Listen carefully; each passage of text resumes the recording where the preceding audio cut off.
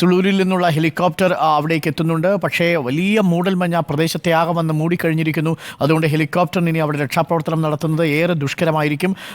രാവിലെയും ഇതേപോലെ ഒരു പ്രതികൂലമായ കാലാവസ്ഥയായിരുന്നു. അതുകൊണ്ട് ഹെലികോപ്റ്ററുകൾ ഒരു പക്ഷേ സുളൂരിൽ നിന്ന് ഇനിയിപ്പോൾ കോഴിക്കോട്ടേക്കോ അല്ലെങ്കിൽ സുളൂരിലേക്കോ മടങ്ങാനാണ് സാധ്യത. ഇപ്പോൾ പ്രേക്ഷകർ കാണുന്നുണ്ട്. രക്ഷാപ്രവർത്തനം ഏകോപിപ്പിക്കുന്നതിൻ്റെ ഭാഗമായി വിവിധ യൂണിറ്റുകളെ ആ സ്ഥലത്തേക്ക് എത്തിച്ചിട്ടുണ്ട്.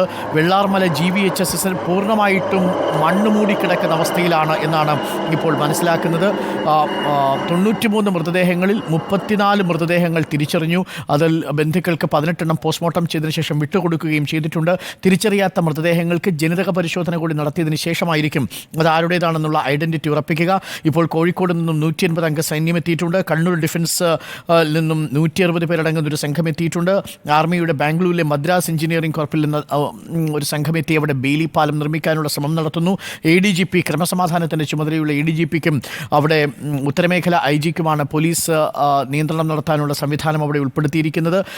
മുണ്ടക്കയിലും ചൂരൽമലയിലും അട്ടമലയും അക്ഷരാർത്ഥത്തിൽ ഒറ്റപ്പെട്ടിരിക്കുന്ന അവസ്ഥയിലാണ്. ഇതിൽ മുണ്ടക്കൈ മേഖലയിൽ ഒരു ബെയിലി പാലം വെച്ച് താൽക്കാലികമായി ഒരു ബന്ധിപ്പിക്കാനുള്ള ശ്രമം കൂടി നടത്തുന്നുണ്ട്. ഇപ്പോൾ പ്രേക്ഷകർ കാണുന്നത് ആർമിയുടെ വിവിധ യൂണിറ്റുകൾ ആ സ്ഥലത്തേക്ക് പുറപ്പെടുന്നതിൻ്റെ ദൃശ്യങ്ങൾ കൂടെയാണ്.